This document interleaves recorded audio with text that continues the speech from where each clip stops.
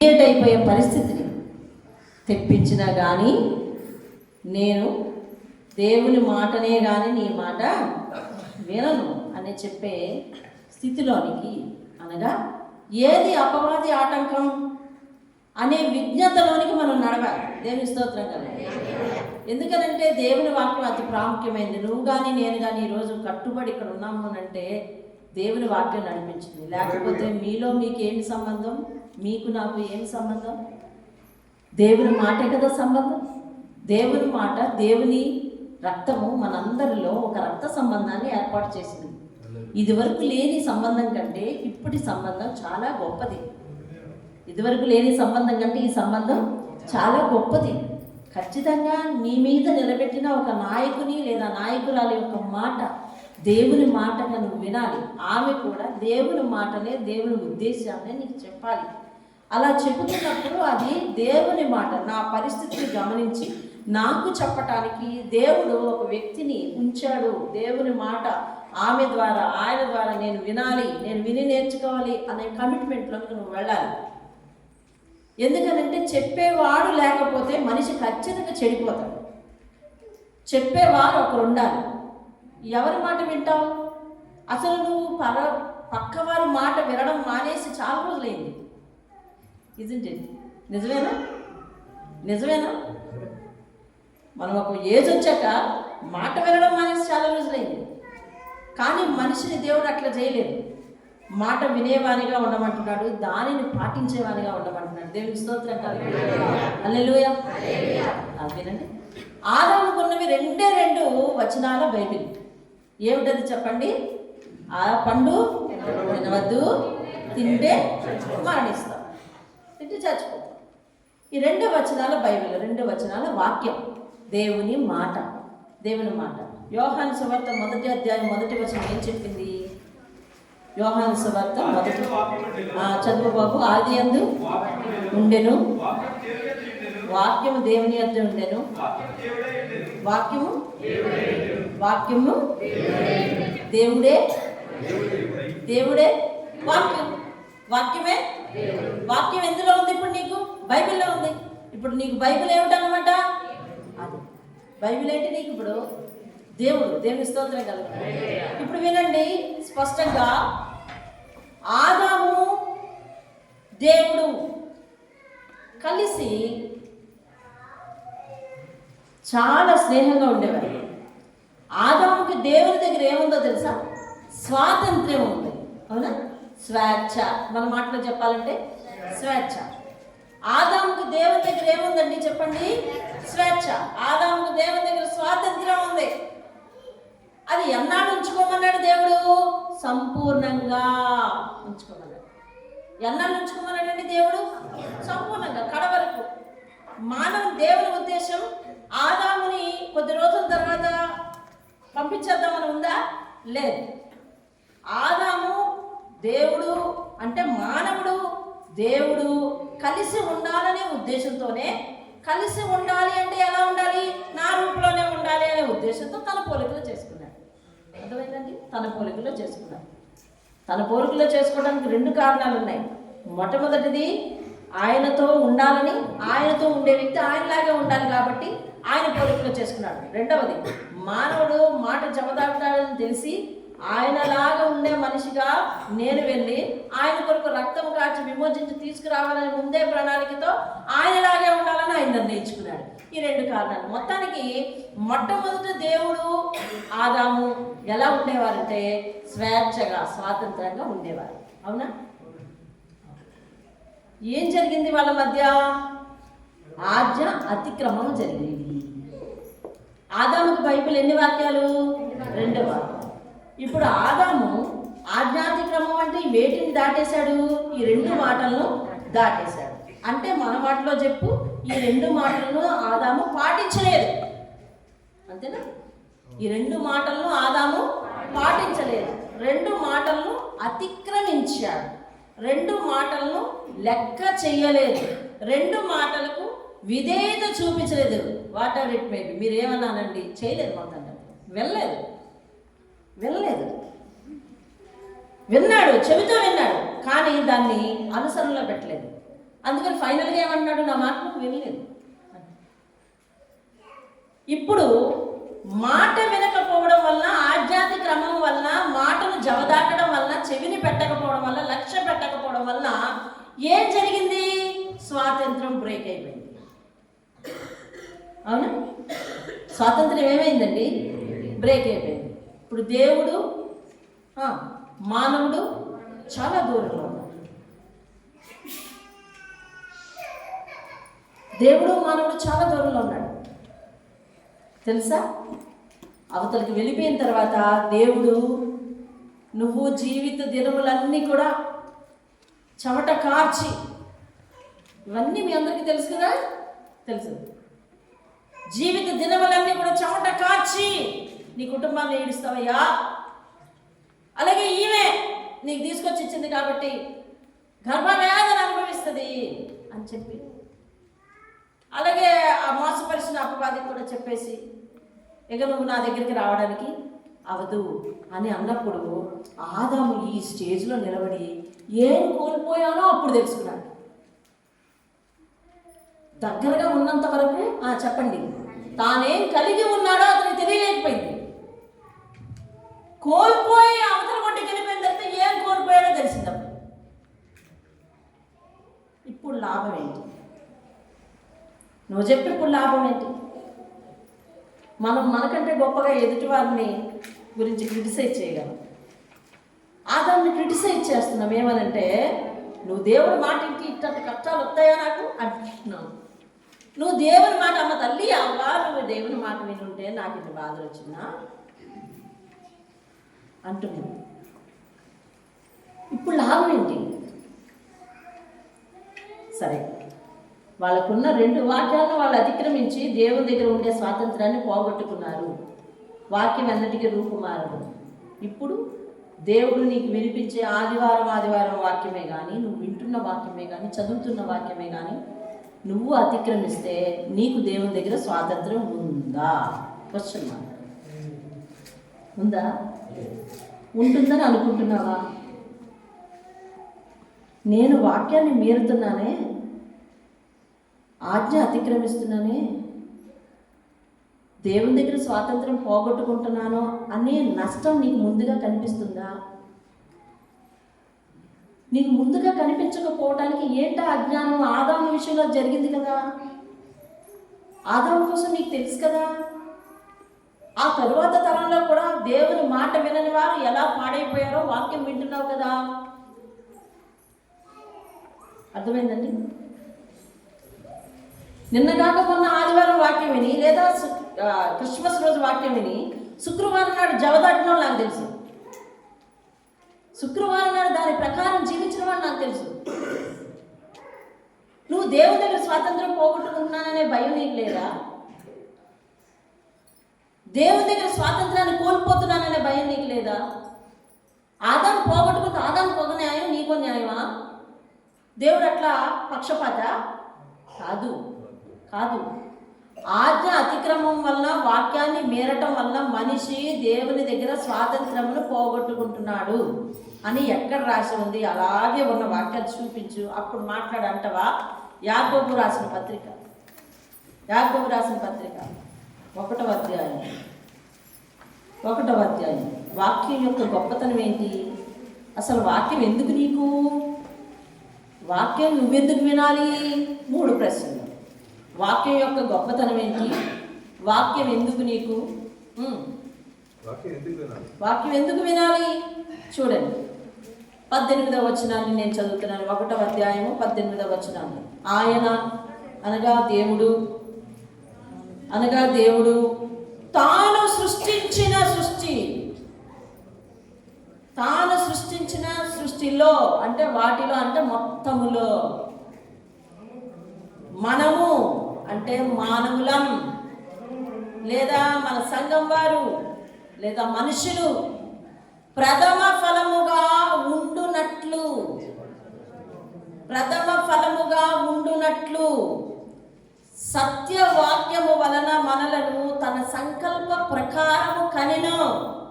దేవుని స్తోత్రం కదా. దేవుడు చేశాడా కన్నాడా? వాక్య ప్రకారం చెప్పండి. ఈ వాక్య ప్రకారం కదా, ఆది అయిన సృష్టి ప్రకారం చెప్పండి. చేశాను. కానీ ఆయన ఊపిరి ఊదిన తర్వాత, ఆ ఊపిరి లోపలికి వెళ్ళిన తర్వాత ఇప్పుడు దేవుడు ఏమన్నాడు తెలుసా? నేను కన్నాను అన్నాడు. అంటే దేవునికి మానవునికి ఏం జరిగిందో తెలుసా? అటాచ్మెంట్ అయ్యింది, సంబంధం కుదిరింది. ఏం కుదిరిందండి? మట్టి బొమ్మను చేశాడు, అంతవరకు చేశాడు అంతే. నేల మట్టి నుంచి నరుణ్ణి తీసి ఒక మనిషిగా చేసెను, అక్కడ ఉంది చేసెను అని. ఓకే, కనెను ఎప్పుడైంది? తన ఆత్మ మానవుల్లోనికి రాగానే అప్పుడు వీరికి మానవునికి దేవునికి సంబంధం ఏర్పడిపోయింది. ఇప్పుడు సంబంధం ఏర్పడిన తర్వాత సృష్టిలో ఎప్పుడు చేశాడు? మొట్టమొదట చిట్ట చివర? మానవుని ఎప్పుడు చేశాడు? చిట్ట చివరి చేశారా? మొట్టమొదటి చేశారా? చిట్ట చివరి చేశాడు. మొట్టమొదటి అన్నీ చేసుకుని వచ్చి చివరిలో ఏం చేసి, ఇప్పుడు సృష్టి అంతటి కంటే చివరోడేనా మానవుడు? అంటే సృష్టి అంతటి కంటే చిన్నోడేనా మానవుడు? మరి సృష్టి అంతటి మీద అధికారం ఎలాగొచ్చింది? ఇప్పుడు ఆకాశాన్ని దాటి అంతరిక్షంలోకి వెళ్ళిపోతున్నాడు కదా, ఎలా అధికారం వచ్చింది అని అంటే, నాయనా ఇవన్నీ నీకోసమే చేశాను, నువ్వే నా ప్రథమ ఫలం అంటున్నాడు. అర్థమైందండి? చేసింది అవన్నీ ఏంటంటే, మీ ఇంటికి చుట్టాలు వస్తారని ఫోన్ చేశారు.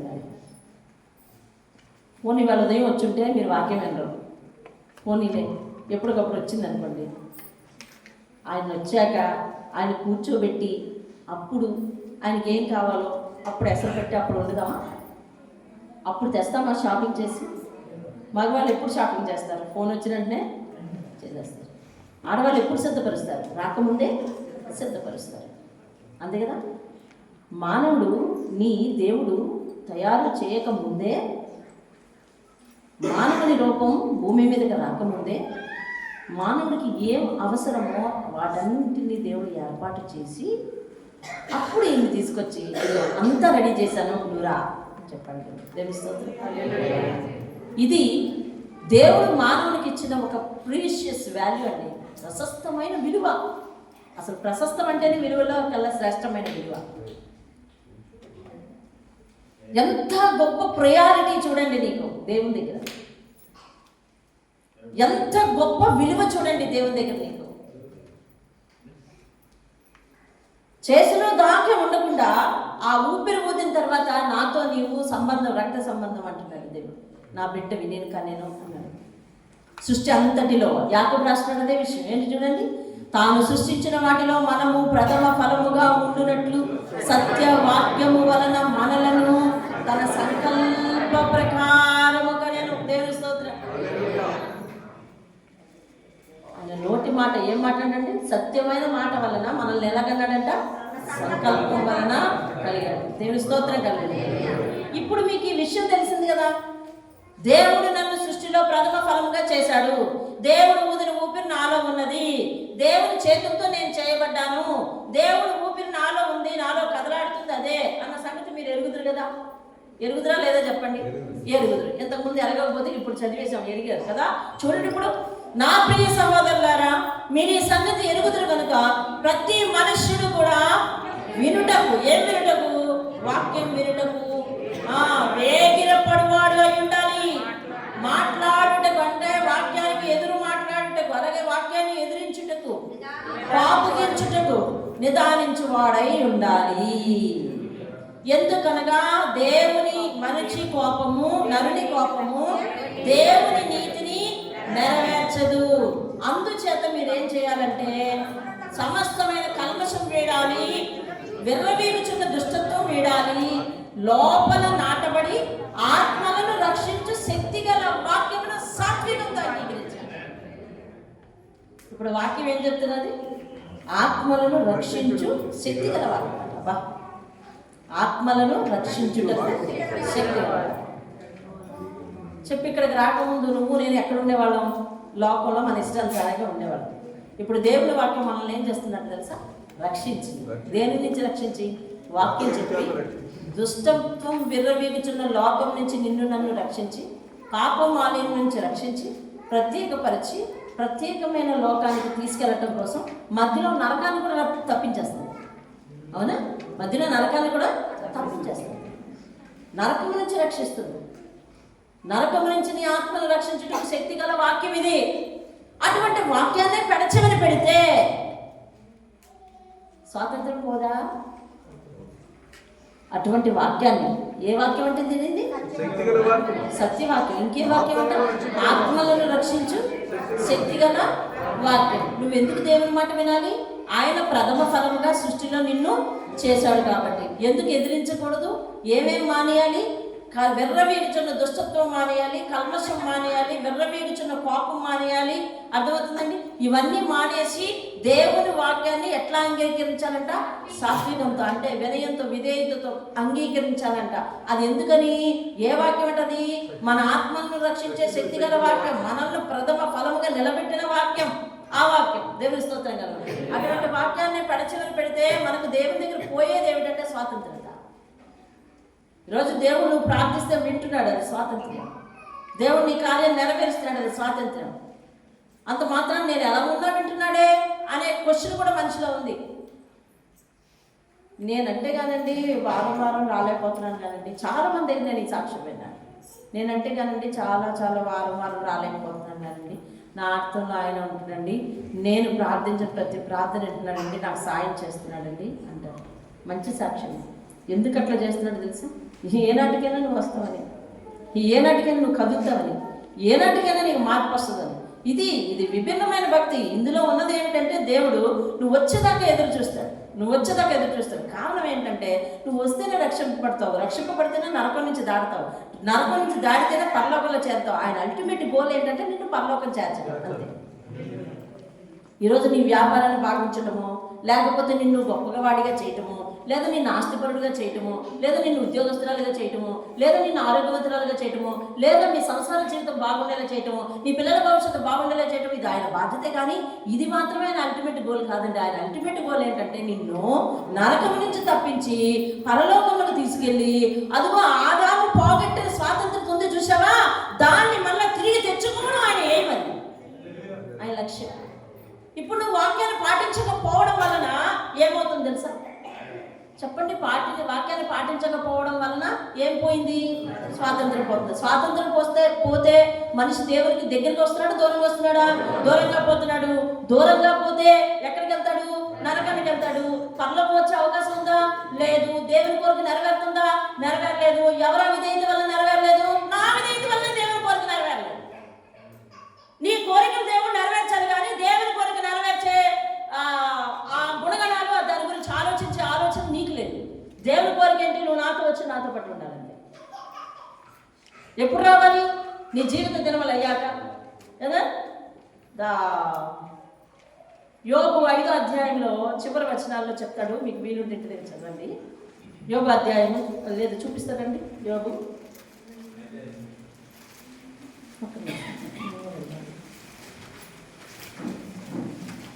దేవునికి స్తోత్రం కలుగును గాక. యోబు 5వ అధ్యాయం అండి, 26వ వచనం చూడండి. వాటి కాలమున ధాన్యపు పనులు ఇల్లు చేరినట్లు. పేజ్ నెంబర్ 424 చూడండి, మీ కళ్ళతో చూడండి. మన గురించి దేవుడు ఏం రాశాడు? మన గురించి రాసిన వాక్యం మన కళ్ళతో చూడాలి. చూడండి. వాటి కాలమున ధాన్యపు పనులు ఇల్లు చేరినట్లు పూర్ణ వయసు గలవాడవై నీవు సమాధికి చేరడు. దేవుని స్తోత్రం కలుగును గాక. పంట బాగా పండిన ఇంటికి తీసుకొస్తావా, మధ్యలో తీసుకొచ్చేస్తావా?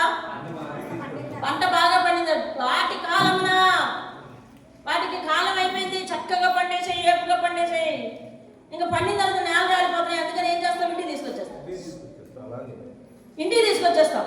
అలాగా వాటి కాలంలో ధాన్యపు ఫలాలను ఇంటికి ఎట్లాగా తీసుకొస్తున్నావో అలాగనే నీ పూర్ణ వయసు అయినప్పుడు నువ్వు సమాధికి చేరతావు అని అంటున్నాడు దేవుడు. ఆ తర్వాత మాత్రం నువ్వు నాతో ఉండాలి. అది ఆయన కోరిక, అది ఆయన కోరిక. కానీ మనం ఏ పరిధిలో ఆగిపోతున్నామో తెలుసా? నేను అడిగింది నాకు ఇచ్చావా లేదా? నేను చేసింది నాకు ఇచ్చావా లేదా? నేను ఎన్ని రోజుల నుంచి ప్రార్థిస్తున్నాను, చేసావా లేదా? అసలు ఇన్ని రోజుల నుంచి అడిగించుకుంటున్నావు, నీ న్యాయం ఉందా? ఇట్లా ఇన్ని రోజుల నుంచి ప్రార్థిస్తున్నా, నీ న్యాయం ఉందా అడుగుతున్నావు. కానీ దేవుడు ఏమంటాడంటే, నువ్వు ముందు నీ మనసును మార్చుకో, నా వాక్యానికి విధేయత చూపించుకుని నేర్చుకో. అప్పుడు నీకు నాకు స్వాతంత్రం వస్తుంది. నా దగ్గరికి వచ్చే స్వాతంత్రం నీకు వస్తుంది. నీకు నాకు బంధం దగ్గర అవుతుంది. అలా దగ్గర అయినప్పుడు ఖచ్చితంగా నావన్నీ నీవి నేను తీసుకెళ్తాను లోకానికి. అది సంపాదించుకోకుండా ఈ లోకంలో వేటి కోసం వెప్పలాడుతున్నావు, దానివల్ల నీకు ప్రయోజనం లేదు అని చెప్తున్నాను. దేవుని స్తోత్రం కలండి. హల్లెలూయా. అయితే వాక్యాన్ని నిన్న సాయంత్రం ప్రార్థనకు వచ్చిన వాళ్ళకి తెలుస్తుంది. మీరు నిన్న సాయంత్రం ప్రార్థనకి కొంతమంది రాలేదు. నేను ప్రతిదానికి ఏదంటారు, దాన్ని ఏమంటారండి, ట్యాగ్ లైన్ అంటారు, తెలుసు కదా మీకు, చదువుకున్న వాళ్ళకి తెలుస్తుంది ట్యాగ్ లైన్. ఎందుకంటే ట్యాగ్ లైన్ చూసి విషయం అర్థం చేసుకోవచ్చు అనమాట.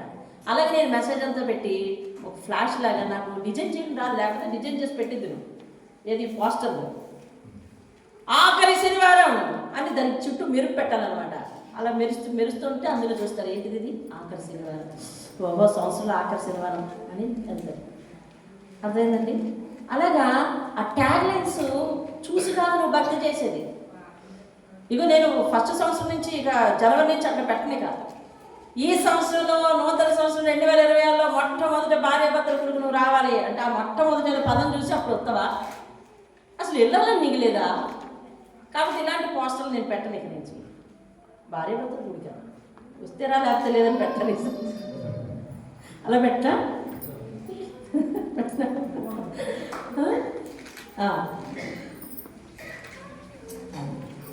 ధాన్యపు పన పూర్తిగా చేరినట్లు నువ్వు నా దగ్గరికి చేస్తావు. నన్ను చేర్చుకోవడమే, నిన్ను చేర్చుకోవడం నా లక్ష్యం. అల్టిమేట్గా ఏంటంటే దేవుణ్ణి మానవుడు చేరుకొని మానవుడు దేవునితోనే నివాసం చేయాలంటే. అందుకే ఇవన్నీ, అందుకే ఈ వాక్యాలు పాటించమనేది, అందుకే ఈ వాక్యాన్ని వినడం అనేది. నిన్న సాయంత్రం దేవుడు అదే మాట్లాడుతున్నాడు ఆత్మీయ అభివృద్ధి కొడుకులో. ఏమని మాట్లాడుతున్నాడు తెలుసా? దేవునికి ఎదురెళ్ళు, అంతేగాని ఎదురు తిరగకు అంటున్నాడు. వాక్యానికి ఎదురు తిరగడం అంటే ఏంటండి కదా? దేవునికి ఎదురు వెళ్ళాలంటే ఇప్పుడు చూడండి, మన ఇంటికి ఎవరో గౌరవమైన వ్యక్తి వస్తున్నాడు, ఏం చేయాలి? నేను ఒక యజమాని కింద పనిచేస్తున్నాను కదా, అవును కదా? ఆమె వస్తున్నారంటే నేనేం చేయాలి తెలుసా? నేను స్కూల్లో ఉన్నదాన్ని మధ్య దారికి వెళ్ళి గుడ్ మార్నింగ్ చెప్పి పలకరించాను. ఆమె లోపలికి వచ్చిన తర్వాత చెప్పడం కాదు, దారికి వెళ్ళి గుడ్ మార్నింగ్ చెప్పి పలకరించాను. అదే నేనున్న క్లాస్లో ఆవిడ వచ్చాను అనుకోండి, వెంటనే నేను లేవాలి, నా పిల్లల్ని లేవని చెప్పాలి, మాస్టర్ గారికి విష్ చేయమని చెప్పాలి, నేను కూడా విష్ చేయాలి. ఎందుకనంటే అది అంతే, అదే రూల్. ఏం చేస్తున్నాం ఇప్పుడు? ఎదురెళ్తున్నాం. ఎందుకని? గౌరవిస్తున్నాం. ఎందుకని? ప్రేమ చూపిస్తున్నాం. ఎందుకని? నీకు విధేయురాలని చెప్తున్నాను నేను, నీకు విధేయురాలు, ఎదురెళ్ళాలి. అంతేగాని ప్రేమిస్తున్నట్టే ప్రేమించి ఆమె దగ్గరే ఉన్నట్టు ఉండి ఆమెకి నమస్కారాలు పెట్టి ఆమె చెప్పిన పని నేను పాటించలేదనుకోండి, అప్పుడు ఏమన్నట్టు? ఎదురు తిరిగినట్టు. కాబట్టి దేవుని వాక్యం ఒక చోట చూడండి, యెహెజ్కేలు గ్రంథం 33వ అధ్యాయం. ఈ సందర్భంగా దేవుడు గుర్తు చేసిన మాట 31లోనే ఉంటుంది అనుకుంటాను, 33 అనుకుంటాను. ఉండటండి యెహెజ్కేలు తీసినారా? యెహెజ్కేలు పేజ్ నెంబర్ చెప్పండి, అందరూ తీస్తారు. 33, 31 చూద్దాం. చూడండి, చదువుతున్నాను నేను. 33లో 31 లేదు కదా, యెహెజ్కేలు కదండి. చదవండి ఇప్పుడు మీరు. నా జనులు వారు నీ ఎదురుకు వచ్చి నా జనులైనట్టుగా నీ ఎదురు కూర్చుండి నీ మాటలు విన్నారు కానీ. మీరు అంతమంది చదివితే అలా అర్థమవుతుందా? ఇప్పుడు చూడండి 33వ అధ్యాయము 31వ వచనం. మీరందరూ స్పష్టంగా మీ కళ్ళతో మీరు చదువుకోండి, చెవులతో వినండి. నా జనులు అంటే నా పేరు పెట్టబడిన జనులు అంటే ఎవరు? మనమే. మన గురించి రాసేసాడు ఇక్కడ, మన గురించి రాసేసాడు. చూడండి, నా జనులు రాదగిన విధముగా. ఎలా రావాలి చర్చికి? అలాగే వస్తున్నారు. ఎలా రావాలో అలాగే వస్తున్నారు. మెచ్చుకుంటాడు దేవుడే. రాదగిన విధముగా వారు నీ యొద్దకు వచ్చి, నీ యొద్ద కంటే సేవకునితో మాట్లాడుతున్నాడు. యెహెజ్కేలు ప్రవక్తతో మాట్లాడుతున్నాడు. ఓ ప్రవక్త విను, నా జనులు నీ దగ్గరకు వచ్చినట్టు ఎలా రావాలో అలాగే వస్తున్నారు, బుద్ధిగా వస్తున్నారు. వచ్చినట్టు వచ్చి నా జనులు అయినట్టుగా నీ ఎదుట కూర్చుని నీ మాటలు వింటారు కానీ వాటిని అనుసరించి ప్రవర్తింపరు. వారు నోటితో ఎంతో ప్రేమ కనపరచుదురు కానీ వారి హృదయం లాభమును అపేక్షించుచున్నది.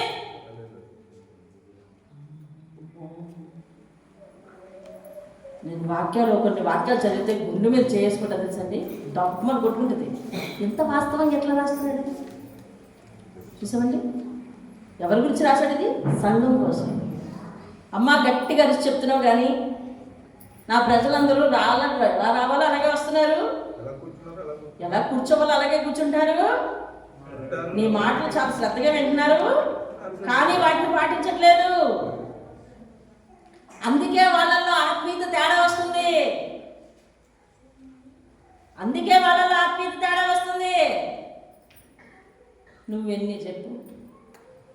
నువ్వెన్ని చెప్పు, నా వీలు నాది, నీ వీలు. ఇప్పుడు బోర్డు చదువుతారు, కాసేపు బాగా చేస్తారు. చంద్రగారు ఎప్పుడు బోర్డు చదివినా నాకు మనసులో నవ్వుకుంటా నేను. అర్థమైందండి? ఆయన అక్కడ చదువుతుంటారు, మీరు వింటుంటారు. ఈ ప్రార్థనకి నేను రానుగా, ఈ ప్రార్థనకి నేను రానుగా, ఈ ప్రార్థనకి నేను రానుగా అంటుంది. అర్థమైందండి? కొంతమంది అయితే బోర్డు వింటూ ఈ ప్రార్థనకి వెళ్ళాలి, సోమవారం పని ఇలా అడ్జస్ట్ చేసుకోవాలి. బోర్డు చదువుతుంటే మీకు అనిపిస్తుంది అలాగే, అమ్మో ఈ ప్రార్థనకి వెళ్ళాలి, సోమవారం అడ్జస్ట్ చేసుకోవాలి, మంగళవారం అడ్జస్ట్ చేసుకోవాలి, ఈ ప్రార్థనకి వెళ్ళాలి, నేను ఇలా అడ్జస్ట్ చేసుకోవాలి. అయ్యో ఆ రోజు ఆ పని పెట్టుకున్నాను, అయితే దాన్ని ఇలా ఎక్స్టెండ్ చేసుకోవాలి. ఒకరు మనస్తత్వం నేను రాంగా, సింపుల్గా, సరదా కాదు, ఇది వాస్తవమే. నువ్వు వాక్యం చెప్పింది, అమ్మ వాళ్ళు నీ దగ్గరికి ఎలా రావాలి అలాగే వస్తున్నారు, ఎలా కూర్చోవాలి అలాగే కూర్చుంటున్నారు. నువ్వు నోటితో చెప్పిన మాట వారు నోటితో ఎంతో ప్రేమ కనబరుస్తున్నారు. అబ్బా అక్క ఎంత బాగా చెప్పావు అంటున్నారండి. మా సేవకురాలండి చాలా బాగా వాక్యం చెప్తారు అంటున్నారు, చాలామంది అంటున్నారు, కానీ వాళ్ళు పాటించరు. అదేంటండి? నా గురించి బయట ప్రచారం చేసేవాళ్ళు చాలామంది ఉన్నారండి మంచిగా. మా సేవకురాలు వాక్యం చెప్తే, మా సేవకురాలు వాక్యం వింటే అని నా గురించి బయట చెప్పేవాళ్ళు చాలామంది ఉన్నారు, కానీ వాళ్ళు పాటించట్లేదు. వినండి, అది ఇక్కడ రాసడం లేదు, చూడండి ఒకసారి. 32 నీవు వారికి వినండి, నీవు వారికి వాద్యము బాగుగా వాయించుచు మంచి స్వరము కలిగిన గాయకుడుగా ఉన్నావు. అంటే నువ్వు వారి ఎదుట చక్కగా నైపుణ్యంగా చెప్పే ఒక స్పీకర్గా ఉన్నావు. గాయకుడిగా ఉన్నావంటే సింగరే కదా, అవునా? ఈ చర్చిలో మొత్తం పాటలు నేను పాడట్లేదు, వాక్యం చెప్తున్నా. నువ్వు వాళ్ళకి చక్కగా స్వరం వినిపించేటట్టు, చక్కగా నైపుణ్యంగా చెప్పేటట్టు ఒక స్పీకర్గా ఉన్నావు, ఒక ప్రసంగిగా ఉన్నావు, అంతే. ఏంటంట? వారు నీ మాటలు విందురు కానీ వాటిని అనుసరించి నడుచుకోరు. ఆలోచించావా?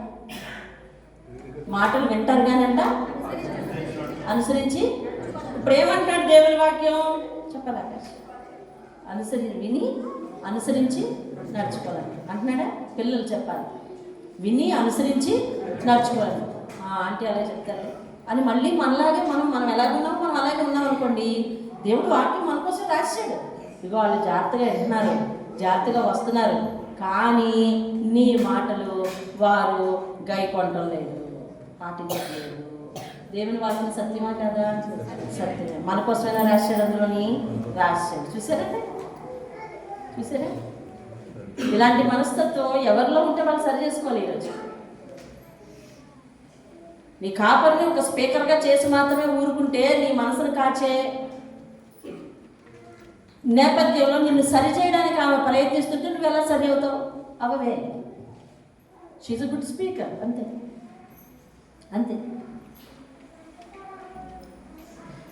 బాగా చెప్తారు వాక్యం. మార్కులు నేను వాక్యం చెప్పిన కొత్తలో సూపర్ చెప్పావక్క అని విన్నాను. నేను దానికి అలవాటు పడిపోయాను, ఆ మాటకు అలవాటు పడిపోయాను. మరుసటి రోజు వాక్యం నేను దేవుని దగ్గర కనిపెట్టుకొని మోకాలు ఇప్పుడు టైం లేదు, తక్కువే టైం దేవుని దగ్గర స్పెండ్ చేస్తున్నాను. కానీ అప్పట్లో అయితే గంటలు గంటలు దేవుని దగ్గర కూర్చుంది, వాక్యం కలిపి నాతో వాక్యం మాట్లాడింది. సూపర్ అక్క. కొంతమంది అయితే నా చేయి పట్టుకొని జబ్బు పీసేవారు. ఎలాగా ఒక వారం స్పందించలేదు ఎవరు, ఒక వారం ఎవరు స్పందించలేదు. ఇలాగ మీలాగే విడిచిపెట్టినట్టు ఆమె అనగానే అమ్మయ్య వదిలేరని పారిపోయారు అందరూ. ఇంకా నాకు టెన్షన్ మొదలైంది. అంటే ఇవాళ వాక్యం పోలేదు, అంటే ఇవాళ వాక్యం పోలేదు, అంటే ఇవాళ వాక్యం పోలేదు, అంటే ఇవాళ వాక్యం పోలేదు. మదన పడిపోతున్నాను. దేవా నువ్వు ఇచ్చిన వాక్యమే కదా తీసుకెళ్ళి. గతంలో వాళ్ళందరూ బాగుంది బాగుందని చెప్పేవారు కదా. నాకెవరు ట్రైనింగ్ ఇవ్వలేదు, దేవుడే ట్రైనింగ్ ఇచ్చాడు. నేను వినండి, ఇప్పుడేంటి ఏమనలేదు, ఏనాయనా అంటే నేను సరిపోవట్లేదా, నేను ఆ మనసును మార్చలేకపోయినా, నేను చెప్పలేకపోయానా, నేను ఏమయ్యాను బాబు, నా ఆత్మీయ సరిపోలేదా అని నేను ఆయన దగ్గర అంటుంటే ఆయన స్పష్టంగా చెప్తున్నాను, మార్పులు కాదమ్మా మార్పు కోరుకో అంటున్నాడు. తెలుస్తారు. వెంటనే అది మెసేజ్ చేశాడండి. నేను యూట్యూబ్లో ఉంటుంది ఇప్పటికి, మార్పులు వేయడమేనా మార్పు ఉందా అనే టైటిల్తో మెసేజ్ ఉంటుంది ఇప్పుడు యూట్యూబ్లో. అక్కడి నుంచి ఏ ఒక్కరు చెప్పినా కూడా దానిని మరి దేవుని మాటగా దేవుని ప్రశంసగా తీసుకోవటమే తప్ప ప్రశంసను ఆశించి ఏ రోజు కూడా నేను ప్రసంగం చేయటం మానేశాను. ఆ రోజు నుంచి మానేశాను. దేవుడు నా లోపాన్ని సరిచేశాడు. పొగడ్తకు లొంగే సొలొమోను పడిపోయాడు. నీకెందుకు పొగడతా? మార్పులు కావాలా నీకు? మార్పు కావాలా? మార్పులు వేయొద్దమ్మా, మార్పు కావాలి అని చెప్పు అన్నాడు. అది నేర్చుకో నువ్వు అన్నాడు. అంతే. నాటి నుండి నేను మార్పు కోసమే కోరుకుంటూ, వారిలో కొంతమంది మారట్లేదు, నా మాట వాక్యం విని లెక్క పెట్టలేదు, వారి ప్రవర్తన మార్చుకోలేదు అన్నప్పుడు నాకు దేవుని పాదాల దగ్గర కన్నీరే వస్తుంది. వాళ్ళని గుర్తు చేసుకుంటే ఇదిగో ఈరోజు స్పష్టంగా దేవుడి వాక్యం ఏమని చెప్తున్నాడు? వాళ్ళు వచ్చిన విధంగానే వస్తున్నారు, చేసిన విధంగానే చేస్తున్నారు, కూర్చున్న విధంగానే కూర్చుంటున్నారు. నీ నోటితో వచ్చే మాటను పెడచెవిన పెడుతున్నారు. ఎందుకంటే వాళ్ళ ఎదుట నువ్వు చక్కగా నైపుణ్యంగా చెప్పే ఒక గాయకుడిగానో ఒక స్పీకర్గానే ఉన్నావు, కానీ వారు ఆ మాటను అనుసరించడం లేదు అంటాడు. అనుసరించకపోతే ఇప్పుడు నష్టపోయేది ఎవరు? ఆదాము నష్టపోయాడు. తర్వాత నష్టపోయేది ఎవరండి? మనమే. ఇక్కడ సేవకుల గురించి మాట్లాడారు కాబట్టి మాట వినకపోతే నష్టపోయేది మీరు, దేవుని మాట చెబుతూ పాటించకపోతే నష్టపోయేది నేను. అర్థమైంది? దేవుని మాట మీకు చెప్పేసి నేను ఇంట్లోకి వెళ్ళి పాటించకపోతే నష్టపోయేది ఎవరు? నేను.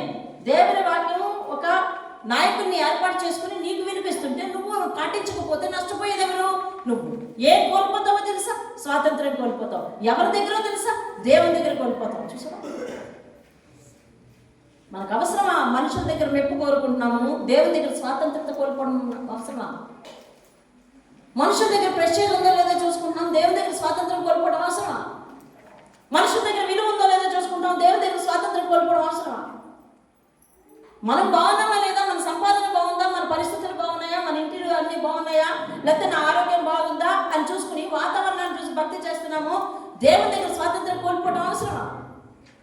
ఒకవేళ దేవుని దగ్గర స్వాతంత్రం కోల్పోతే ఏమవుతుంది? వెళ్ళాలి అక్కడికి, దూరమే. కాబట్టి దేవుని యొక్క అంతిమ లక్ష్యం ఫెయిల్ అయిపోతుంది ఇక్కడ. చూసారండి, నేను పదే ఎందుకు చెప్తున్నాను మీకు, మీరెవరైనా మీరు ఒకరిలో ఒకరు మాట్లాడుకోకపోతే ఏంటి నాకు అవసరం? సమాధాన పడమని ఎందుకు చెప్తున్నాను? నీకైనా ఉండాలి ముందెళ్ళి సమాధాన పడాలి, నీకైనా ఉండాలి ముందెళ్ళి సమాధానం. ఎందుకు అంటున్నాను? స్వాతంత్రం కోల్పోతుంది మనకి భయం. అన్నీ చేస్తున్నావు, స్వాతంత్రం కోల్పోతావా? దేవుడిచ్చే బహుమానం కదది, దేవుడితో ఉండే ఒక భాగ్యం కదది. దేవుడి వాక్యం పెడచెవిని పెడితే ఎవరికి ఏమొస్తుంది? ఆదివారం నాడు విశ్రాంతి ఇవాళ ఎంత కన్నీరు వచ్చిందంటే, దేవాలయం వెళ్ళాక ఒక ఆయన లేడు, వ్యాపారం వెళ్ళాడు. ఒక ఆయన వచ్చి కాసేపు కూర్చుని, అక్కడ గుమ్మం సరిగా ఉండదు, ఇట్నిండి వెళ్ళి అట్నిండి రావచ్చు అనమాట. అప్పుడు ఇట్నిండి వెళ్తాడు, అట్నిండి వస్తాడు, మళ్ళీ నాతో మాట్లాడలేక అట్నిండి వెళ్తాడు, ఇట్నిండి వస్తున్నాడు, ఇట్నిండి వెళ్తాడు, అట్నిండి వస్తున్నాడు. మళ్ళీ అటెండ్ వెళ్ళి ఇట్లండి వచ్చేసరికి 2 రౌండ్లు పూర్తయి. ఏం బాబా అలా తిరుగుతున్నావు అన్నాడు. ఫోన్ మీద ఫోన్ వచ్చేస్తుందండి, మా వాహనం వచ్చి మనన్నాడు అన్నాడు. రైట్, ప్రార్థన చేస్తుందా? చేశాను, పంపించేశాను. అర్థమైందా? అంతవరకే చేయగలను నేను. ఆజ్ఞ అతిక్రమించి దేవుని వాక్కును పోగొట్టుకొని దేవుని మందిరం వచ్చి వెళ్ళిపోతున్నారే, ఏడవగలను అంతే. అంతే. మాట విని కూడా వ్యసనాన్ని మానుకోవట్లేదే, ఏడవగలను అంతే. మాట విని కూడా వాక్యాన్ని అందుకుని వాక్యం ఎక్కడుంటే అక్కడ పరిగెత్తలేకపోతున్నావే, ఏడవగలను అంతే. మాట విని కూడా దేవుని వాక్య యొక్క విలువ తెలిసి, దేవుని సన్నిధి యొక్క విలువ తెలిసి దేవుని మందిరానికి సమయానికి రాలేకపోతున్నావే, ఏడవగలను అంతే. దేవుని పాదాల దగ్గర ఏడవగలను. నా కన్నీరు ఆయన దగ్గర, కానీ నీ దగ్గర మాత్రం చిరునవ్వుతో స్పందిస్తా. ఎందుకు తెలుసా? నా డ్యూటీ అది, నా డ్యూటీ అది. నేను చిరునవ్వుతో కనిపించకపోతే నీ మనసు అప్సెట్ అవుతుంది. నేను కోపగిస్తే నీ మనసు అప్సెట్ అవుతుంది. నా పని అది కాదు, నేను సంతోషపెట్టడమే నా పని, అంతే. దేవుడిని సంతోషపెట్టే పని నువ్వు చూసుకో. దేవుడిని సంతోషపెట్టే పని నువ్వు చూసుకో. దేవుని వాక్యము ఆత్మలను రక్షించు శక్తి గల వాక్యం. నరకం నుంచి రక్షించబడవా? లోకానికి లేదా భాగ్యం? దేవుని దగ్గరకు వచ్చి, దేవునికి సమయం ఇచ్చి, దేవుని దగ్గరికి ఏమో ఎక్స్పెన్సివ్ పెట్టుకొని వచ్చి, ఈరోజు మీరు పెట్రోల్ పోసుకొని రావట్లేదంటే దేవుని మందిరానికి ఎంత దూరం నుంచి వస్తున్నారు మీరు? ఒకవేళ ఆయన అయితే గురుపూడి నుంచి వస్తున్నారు ఏమండి. మొన్న ఆయన అక్కడెక్కడి నుంచో వచ్చారు. ఇదిగో రేపు ఫస్ట్కి మన సంఘం ఎక్కడెక్కడ ఉందో అక్కడ నుంచి వస్తారు. ఇవాళ ఆయన పాయకులు పెట్టి తుని నుంచి వచ్చారు. రాము దూరం నుంచి అక్కడ నుంచి ఎందుకంటే వస్తున్నారు? పెట్రోల్ తగలు పెట్టుకుని దేనికి? దేవుని కోసం వస్తున్నారు. అంటే ఇంత ఎక్స్పెన్సివ్ పెట్టి మీరు, ఇంత టైం పెట్టి మీరు దేవుని వాక్యాన్ని తప్పిచ్చేస్తున్నానే, పాటించలేకపోతున్నానే, అయ్యో నేను స్వాతంత్రం కోల్పోతానా అనే ఆలోచనలోనికి నూతన సంవత్సరం దేవుడు వెళ్ళమని మీకు చెప్తున్నాడు. దేవుని స్తోత్రం. హల్లెలూయా. ఏం చెప్తున్నాడు? స్వాతంత్రం కోల్పోవద్దు. దేవుని స్తోత్రం కలుగునుగా. ఆత్మలను రక్షించే శక్తి గల వాక్యమును పట్టి చెవిని పెడితే ఆత్మకు రక్షణ లేదు అంటే, ఆత్మకు రక్షణ లేదంటే దేవుణ్ణి చేరలేము మనం. దేవుని చేరలేమంటే స్వాతంత్రం లేదు. దేవుని దగ్గరికి వెళ్ళలేకపోతున్నాం అంటే స్వాతంత్రం లేదు కదా. ఇంకేం చెప్పాడు? ఒక మాట వినండి ఇక్కడ. చెప్పమ్మా. మీరు వినువారు మాత్రమే అయ్యుండి, మిమ్మల్ని మీరు మోసపుచ్చుకోకుండా. చూసారా? మీరు వినువారు మాత్రమే అయ్యుండి. ఇందాక హెజ్కేల్ గ్రంథంలో ఏం చెప్తున్నాడండి? నా టైం అవుతుంది, ముగిస్తాను. మళ్ళీ మీకు సమయానికి విడిచిపెట్టాలి. తర్వాత డిస్కషన్ ఒకటి ఉంది. ఏదేమైనా వాక్యం సంపూర్తిగా విందాం. ఒక 10 నిమిషాలు ఏమండి?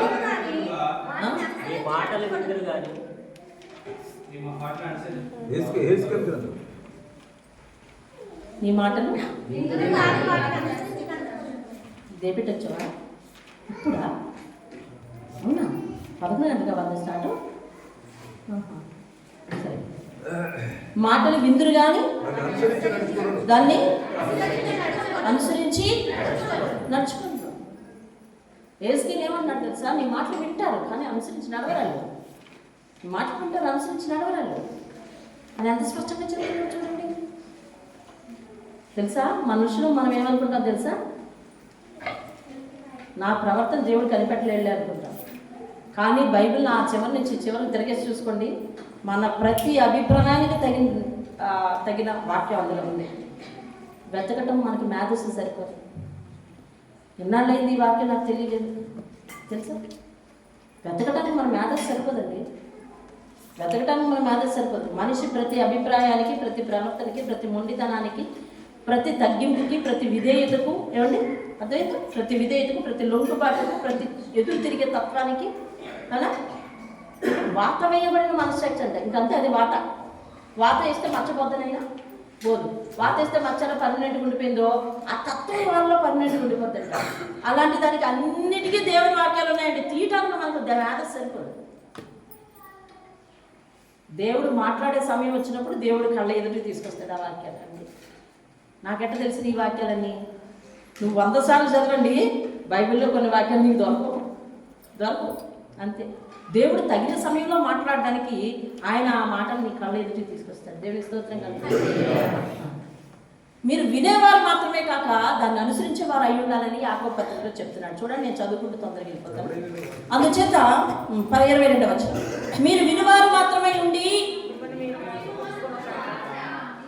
ఏమండి మిమ్మల్ని మీరు ఎవరిని ఎవరు ఎవరిని ఎవరు ఎవరిని ఎవరమ్మా? నన్ను నేనే నన్నెవరు మోసం చేస్తారు?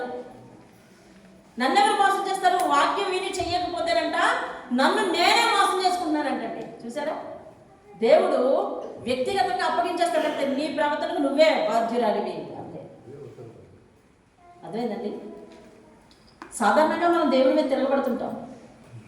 నేను ఒకసారి తిరగబడ్డాను, నువ్వు దేవుడు అయితే నిరూపించుకో అని అంతే. అప్పుడు నాకు అవగాహన లేదు, మీతో చాలాసార్లు చెప్పినట్టు, నువ్వు దేవుడు అయితే ఈ కార్యం చేసి నిరూపించుకో అని అంతే.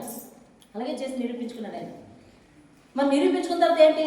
నువ్వు అలా నిరూపించుకుంటే నేను జీవితాంతం నీతోనే బ్రతుకుతా, నీ మాట మీద బ్రతుకుతా, నీ పేరుతోనే బ్రతుకుతా. మాట ఇచ్చాను, అట్లానే బ్రతుకుతున్నాను. ఇంకొంచెం అడుగు ముందుకెళ్ళి ఆయన సేవకురాలుగా కూడా బ్రతికే అవకాశం ఆయన ఇచ్చాడు. దేవుని స్తోత్రం కలుగుతుంది.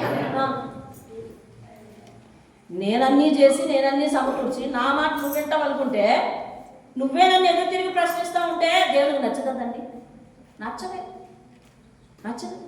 దేవుడు మాట మనం వినాలి. సృష్టిలో అట్లనే చేశాడు. నేను నిన్ను చేశాను కాబట్టి నువ్వు నా మాట వింటా, అంతేగాని నువ్వు అన్నీ చేస్తే నా మాట వింటానంటే అన్నీ చేశాడు ముందే.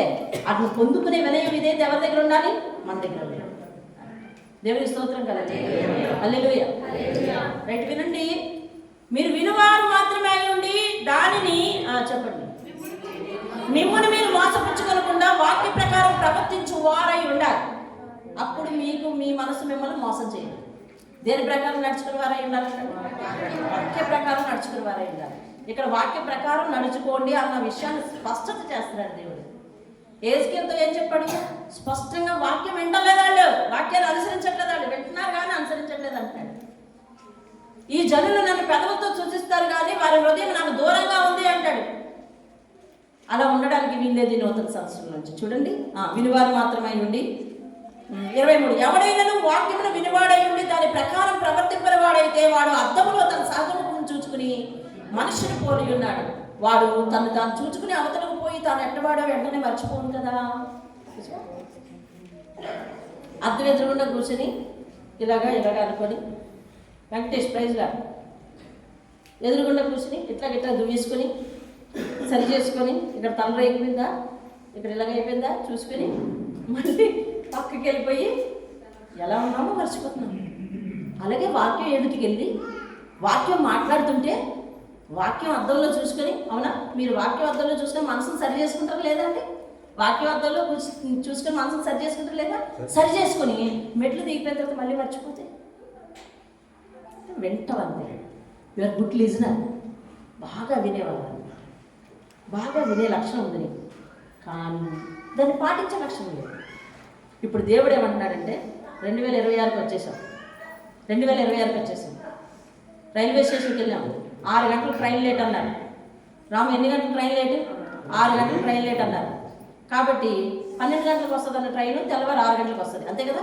అవును, 1 గంట అయింది. ఇంకా ట్రైన్ రావడానికి ఎంత ఉంది మీకు? తీసుకెళ్తారు రాము 5 నిమిషాలు.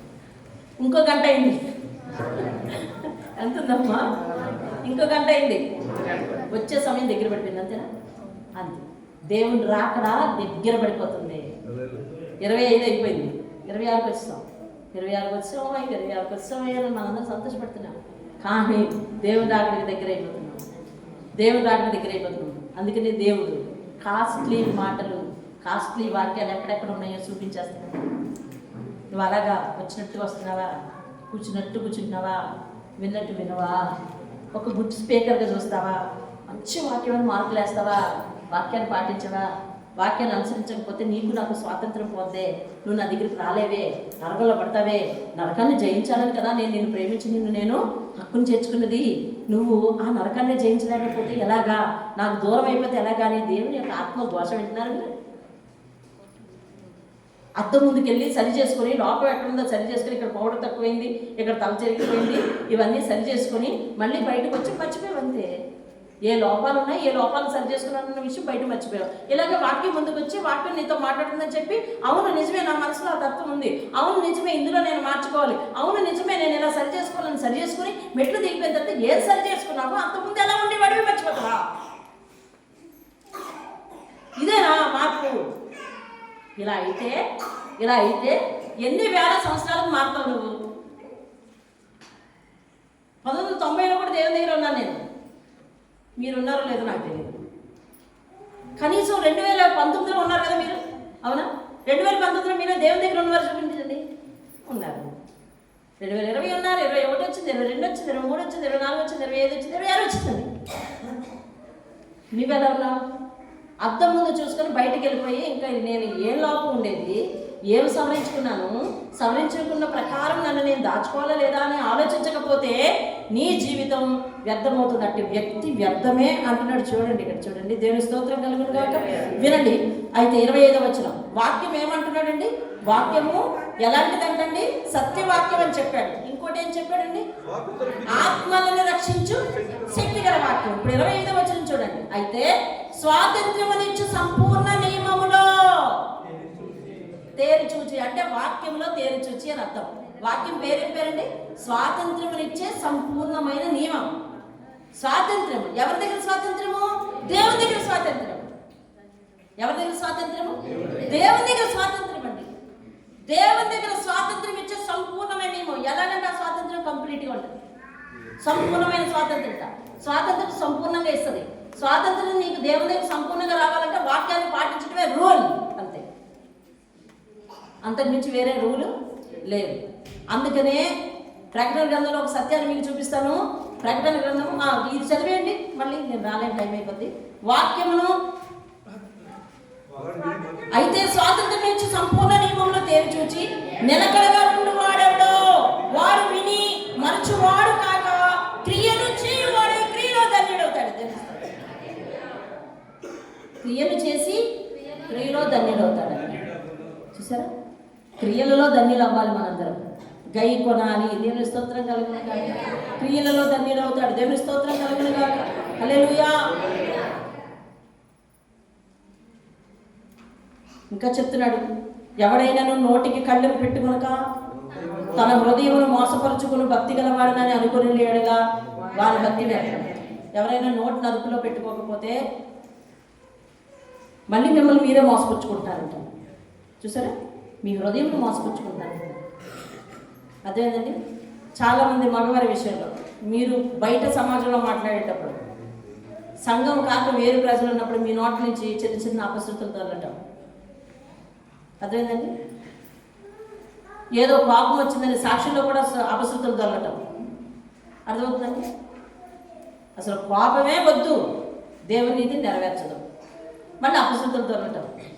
అదేంటండి. అవతల వారిని బాధ పెట్టడం అంటే కేవలం బూతులు మాట మాత్రం బాధ పెట్టక్కర్లేదు, మంచి మాటలతో కూడా బాధ పెట్టచ్చు. యోగు స్నేహితులు చేసినట్టు మన మాటలో వ్యంగ్యం ఉండకూడదు, మన మాటలో నానార్థం ఉండకూడదు. అర్థమవుతుందా? మన మాటలో నానార్థం ఉండకూడదు, మన మాటలో వ్యంగ్యం ఉండకూడదు. అర్థమైందా? ఒకవేళ అవతల వ్యక్తిని సరిచేయాలని అంటే సరి చేయడానికి ఏదో ఒకసారి, అంతే. సరి చేయడానికి ఒక్కసారి, అంతే. అంతేగాని జీవితాంతం అతన్ని దెప్పిపడకూడదు, జీవితాంతం ఆమెను దెప్పిపడకూడదు. నోటిని జాగ్రత్తగా కాచుకోకపోతే పడిపోతున్నారు యాకోబు. ఇదే యాకోబు పత్రిక 3వ అధ్యాయం అంతా కూడా కేవలం 4 గురించి రాయబడిన అధ్యాయం. అది కేవలం 4 గురించి రాయబడిన అధ్యాయం. అర్థమైందండి. ఇదే నోటితో ప్రభువును స్తుతిస్తాం, ఇదే నోటితో తాగుతాం, ఇదే నోటితో బూతులు మాట్లాడతాం, ఇదే నోటితో మళ్ళీ మంచిగా మాట్లాడతాం. ఎలా సాధ్యమవుతుంది నీకు అని అడుగుతున్నాడు దేవుడు. నీకు ఎలా సాధ్యం? ఇదే నోటితో రొట్టె తీసుకుంటావు, ఇదే నోటితో ఏమండి దేవుని స్తోత్రం అంటావు, ఇదే నోటితో దేవాలయాన్ని రక్షించుంటావు, ఇదే నోటితో ఇతరులను తిడుతుంటావు, ఇదే నోటితో బూతులు మాట్లాడుతుంటావు, ఇదే నోటితో మీ అమ్మ నా తల్లి కదా, నా బంగారు కదా అంటుంటావు. ఒకే నోటి నుంచి ఎలా సాధ్యం అవుతుంది నీకు అడుగుతున్నాడు దేవుడు. ఒకే నోటి నుంచి ఎలా సాధ్యం అవుతుంది నీకు? 3వ అధ్యాయం అదే ప్రశ్న. ఒకే నోట్లో అలా ఎలా ఉంటుంది అంటాడు. స్పష్టంగా ఒక ఉదాహరణ కూడా ఇచ్చాడు. బోరు కొట్టాం, మంచి నీళ్ళు వస్తాయి లేదా చెడ్డ నీళ్ళు వస్తాయి, అంతేగాని 2 రావు కదా. మరి నీ నోటి నుంచి అన్ని రకాలు ఎలా వస్తున్నాయని అడుగుతున్నాడు దేవుడు. అంటే ఆయన నిన్ను చేస్తే నువ్వు ఆయనకు అంతు పట్టట్లేదా ఏంటి? చూడండి, అదిగో ఆ క్రియలలో ధన్యులు అవ్వాలంట. ఒక్క విషయం మీకు తేటగా చూపించి నేను ముగిస్తున్నాను. ప్రకటన గ్రంథం బైబిల్ అంతటికంటే ఆఖరి గ్రంథం, అవునా? బైబిల్ అంతటికంటే ఆఖరి గ్రంథం. ప్రకటన గ్రంథం యొక్క విశిష్టత ఏంటి అంటే చెప్పాలంటే చాలా ఉంది, కానీ ఒకటే మాట, ఇదిగో నేను ఇప్పటి వరకు నీకు అన్నీ చేశాను, this is the final announcement అని దేవుడు చెప్పాడు. ఇది ఆఖరి వాక్యం నీకు చెప్పేది, ఆఖరి అధ్యాయం నీ గురించి మాట్లాడేది, ఆఖరి అధ్యాయం నీ విశ్వాసాన్ని ప్రశ్నించేది, ఆఖరి అధ్యాయం నీ విశ్వాసాన్ని సరిచేసేది, ఆఖరి అధ్యాయం నీ భక్తిని సరిచేసేదని ప్రకటన లాస్ట్ అనౌన్స్మెంట్ అనమాట. అందులో 3వ వచనం ఏం చెప్పాడు? సమయం సమీపించింది కనుక. వింటున్నావా బాబు? అందరి దగ్గర బైబిల్ ఉన్నాయా? శివ బైబిల్ ఉందా? ఎవరు బ్రదర్ బైబిల్ ఉందా నీ దగ్గర? మీ దగ్గర బైబిల్ లేదా? బైబిల్ అయితే పక్కోళ్ళు చూపించండి. బైబిల్ అయితే పక్కోళ్ళు చూపించాలి. బైబిల్ లేకుండా ఒక పక్కన పర్సన్ కూర్చున్నారంటే మనం సర్దుకొని చూపించాలండి. అలాగే చదువు వచ్చినా చదువులేకపోయినా. సెల్ ఫోన్లో వాక్యం చూసి ఆమె అయితే చర్చలో పెట్టద్దు ఎవరు. ప్లీజ్, నేను కావాల్సిన నా దగ్గర బోర్డు బైబిల్ ఉన్నాయి. సంవత్సరానికి బైబిల్ కొనుక్కుంటా. ఇంక ఈ సంవత్సరం కొనుక్కోలేదు, వెళ్ళాలి, ఖాళీ లేక వెళ్ళలేదు. నేను ఇస్తా లేకపోతే. అలాగే ఎవరికో చదువుకోవడం ఇచ్చిన బైబిల్ 2-3 మిస్ అయిపోయింది. సరే, ఏదైనా వినండి. సమయం సమీపించింది, సమయం అయిపోతుంది కనుక ఈ ప్రవచన వాక్యాలు చదువువాడు, వినివాడు, ఇందులో రాయబడినవి గైకొనివారు ధన్యులు. ప్రకటన 1:3. ప్రవచన వాక్యాలను చదువువాడు, వినివాడు, గైకొనివాడు. గైకొనివాడిని మెన్షన్ చేశాడో దేవుడు లేదా? గైకొనడం అంటే పాటించే వారి గురించి నొక్కి చెప్తున్నాడా లేదా? నొక్కి చెప్తున్నాడు. చూడండి 7వ వచనం చూడండి. ఇదిగో ఆయన మేఘారూఢుడై వచ్చుచున్నాడు, ప్రతి నేత్రము ఆయన్ని చూచును, ఆయన పొడిచిన వారము చూచెదరు, భూజనులందరూ ఆయనను చూచి రొమ్ము కొట్టుకుందరు. అవును, ఆమె అంటే అలా జరుగును, అలా జరుగుతుంది. ఇప్పుడు ఈ వాక్యం నీకెందుకు రాశాడు? ఆ రొమ్ము కొట్టుకునే వారిలో నువ్వు ఉండద్దు. పొడిచిన వారిలో మనం లేం కదా? ఉన్నావా? పొడిచిన వారిలో లేవు. ఉన్నావా లేవా? లేవు. సరే, యథార్థంగా ప్రత్యక్షంగా పొడిచిన వారం లేవు. యోధ పొడిచాడా పొడవలేదా ఆయన్ని? పేతురు పొడిచాడా పొడవలేదా ఆయన్ని? పొడిచాడు. పరోక్షంగా నువ్వెవరో నాకు తెలీదు. ఆ మాట ఆయనకి ఎక్కడ గుచ్చుకుంటుందండి? గుండెలో గుచ్చుకుంటుంది. నిన్ను 30 వెండి నాణాలకు అమ్మేశాను, నేను నిన్ను అప్పగించేస్తాను అంటే సరే కానివ్వు అన్నాడు. ఎక్కడ గుచ్చుకుంది? ఆయన హృదయంలో గుచ్చుకుంది. ఆయన ఎందుకు అలా తట్టుకున్నాడో తెలిసిన? ఎంతకంటే ఘోరమైన దెబ్బలు నేను భరించాను. ఇంకా ఈ మాటలే నాకెందుకు భరించాను. కానీ ఇవాళ నువ్వు చిన్న విషయాలు భరించలేకపోతావు, చిన్న విషయాలు సహించలేకపోతావు, చిన్న విషయాలు ఓపిక పట్టలేకపోతావు. ఆయన అంతగా భరించాడు. సరే, ఇప్పుడు దేవుడు ఎందుకు ఇట్లా చెప్తున్నాడు? నువ్వు పొడిచేవాళ్ళలో నువ్వు ఉండద్దు. రొమ్ము కొట్టుకున్నాడు, అయ్యో వినలేకపోయాను, సమయం అంతా పోయింది అని అనుకున్న వాళ్ళలో నువ్వు ఉండద్దు.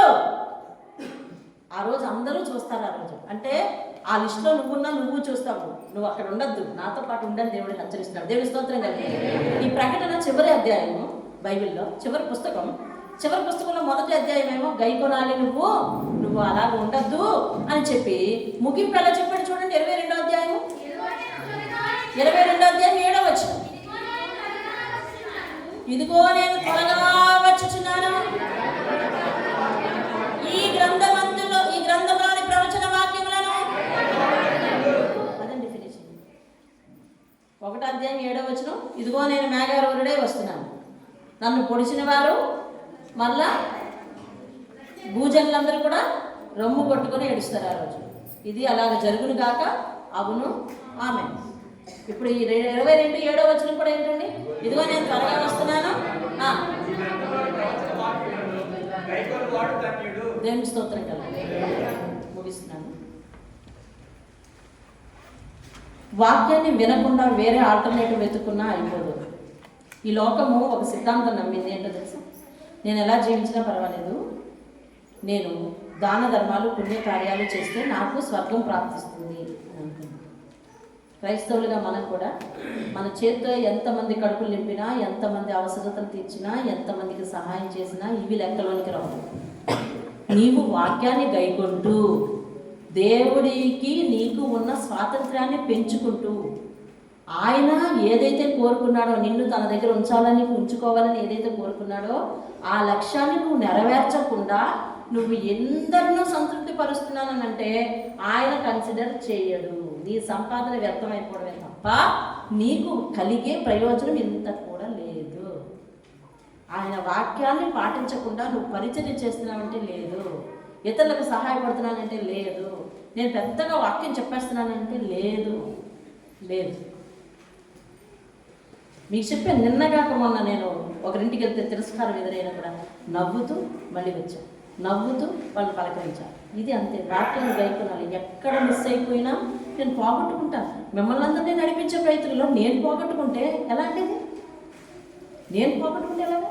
పోగొట్టుకోలేదు. అందుకే నాకు వాక్యం అంటే భయం. నీకు వాక్యం అంటే భయం ఉందే? నువ్వు దేవుని దగ్గర స్వాతంత్రాన్ని కోల్పోతున్నానని నీకు అనిపిస్తుందా? అయితే దేవుడు చెప్తున్నాడు, స్వాతంత్రాన్ని కోల్పోదు. 2026 సంవత్సరం అండి.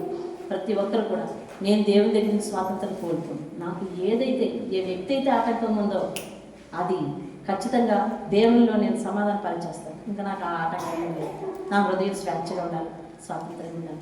నాకు ఏ పాపం అయితే అడ్డుగా ఉందో నేను దాన్ని యేసు నామములో తీసేస్తాను. ఇంకా నేను దేవునితో సమాధాన పడతాను. దేవునికి నాకు స్వాతంత్రం ఉండాలి. ఏ అలవాటైతే దేవునికి నాకు అడ్డంగా ఉందో దాన్ని నేను తీసేస్తాను. నేను దేవుడు స్వాతంత్రంగా సమాధానంగా ఉండాలి అని ఒక నూతనమైన తీర్మానాలు చేసుకోండి. అలాగే అట్ ద సేమ్ టైం వినాలమ్మా, అట్ ద సేమ్ టైం దేవుని మందిరానికి సమయానికి వచ్చి అలవాటు చేసుకోండి. 2026 నుంచి ఎవరు కూడా లేటుగా రావద్దు. 2026 నుంచి ఎవరు లేటుగా రావద్దు. దయచేసి దూర ప్రాంతం నుంచి ప్రయాసపడి వస్తున్నారు. వెంకటేష్ బంగారంపేట నుంచి వచ్చారు. నేను అంటున్నాను మీరు ఏమైనా చేయగలరు. అర్థమైందండి? పలానా టైంకి పలానా ఊరు వెళ్ళాలి, పలానా బ్యాంక్కి వెళ్ళాలి, మీరు చీకటినే బయలుదేరగలరు. మీరు చేయగలిగిన పనేమి నేను మీకు చెప్తున్నాను. మందిరానికి త్వరగా తయారవ్వండి. ఆదివారం మరింత తొందరగా లేవండి. దేవుని మందిరానికి సమయానికి రండి. అంతేగాని స్వాతంత్రాన్ని పోగొట్టుకోకండి. ఎక్కడ ఏ విషయంలో కూడా అవిధేయత చూపించండి. కుటుంబం అంతా దేవుని సన్నిధిలో ఉండేటట్టు చూసుకోండి. కొన్ని అనివార్య కారణాల వల్ల పిల్లలు వేరే చోట ఉంటే అది పర్వాలేదు, కానీ వాళ్ళు కూడా అక్కడ దేవుని దగ్గర అటెండ్ అయ్యారో చూసుకోండి. ఏ ఆదివారం కూడా కొత్త సంవత్సరంలో మిస్ అయిపోయిననే పరిస్థితి లేకుండా చూసుకోండి. ఏ రోజు కూడా ప్రార్థన చేయకుండా పడుకున్నాననే రోజు మీ జీవితంలో ఉండకూడదు. ఏ పూటైనా దేవుని స్మరించకుండా ఉన్నాననే మాట జీవితంలో ఉండకూడదు. ఇంకా అంతకు మించి ఏ రోజైనా నేను దేవుని వాక్యాన్ని అతిక్రమించాననే రోజు మీ జీవితంలో ఉండకుండా చూసుకోండి.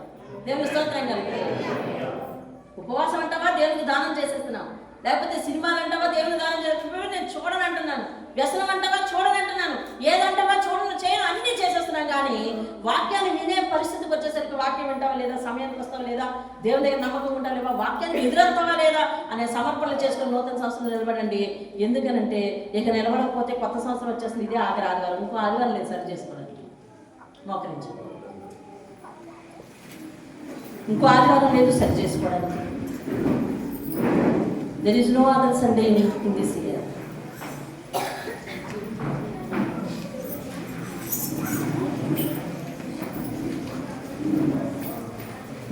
There is no other Sunday in this year.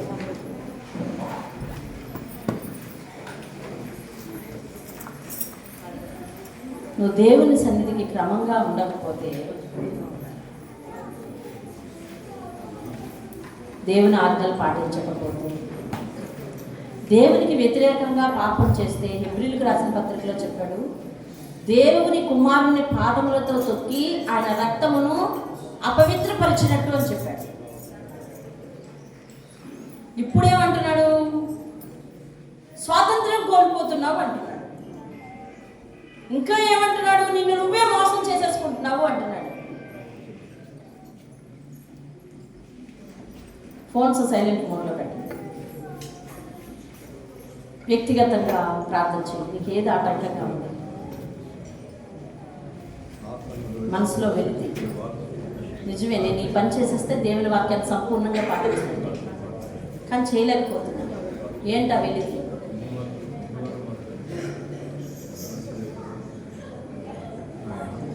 స్వాతంత్రం కోల్పోవద్దు.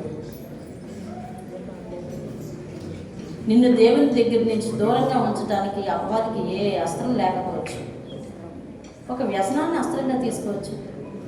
ఆలోచించు.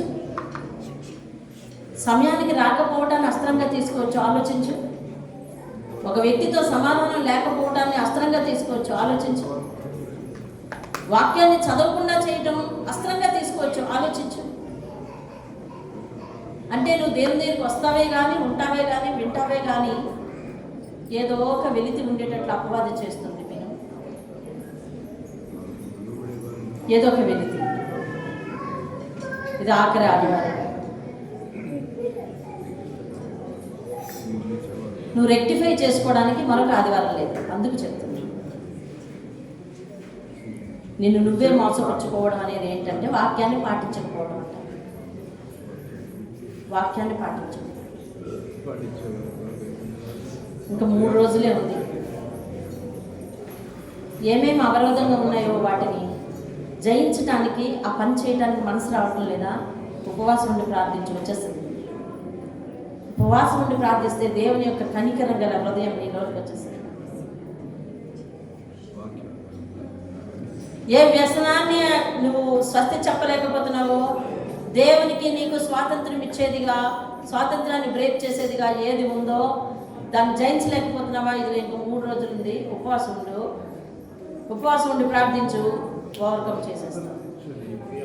మెట్టుకు నూతన సంవత్సరంలో కొత్త వ్యక్తిగా నిలబడతావు. 31 రాత్రికే నువ్వు సిద్ధపడాలి. కొత్త వాగ్దానం దేవునికి ఇవ్వబడుతున్నాడు తెలుసా? అంటే ఎక్కువ తడువు లేదు. 2 రోజులు వ్యవధి అనుకోవచ్చు. 2 రోజుల్లో నువ్వు సిద్ధపడాలి. ప్రార్థన చేస్తున్నాను. మహాపరిశుద్ధుడు వెన్ను తండ్రి, నీ పరిశుద్ధ పాదాలకు వందనాలు స్తోత్రాలు చెల్లిస్తున్నాను. దీవించండి, ఆశీర్వదించండి. నీ వాక్యములు వారి వినికిల్లో తండ్రి నాయన. అయ్యా, ఈ ప్రజలు విన్న మట్టుకు వస్తున్నారు కానీ, కూర్చున్న మట్టుకు కూర్చుంటారు కానీ వింటలేదు అన్న నీ మాట నాయన. సంఘ సభ్యుల విషయంలో నాయన అలా జరగకుండా దయచేసి ప్రభు వారు లేవనెత్తుకుని వారిని నిలబెట్టుకుని నీ మాట పాటించేవారుగా ఉండడానికి సహాయం చేయండి. ఆత్మలను రక్షించు సత్యము గల వాక్యమును, స్వాతంత్రమును సంపూర్ణంగా ఆయన అనుగ్రహించు నియమమును వారు పోగొట్టుకోకుండా సహాయం చేసి నడిపించి మహిమ పొందమని యేసు నామములో అడిగి వేడుకుంటున్నాం తండ్రి. ఆమేన్.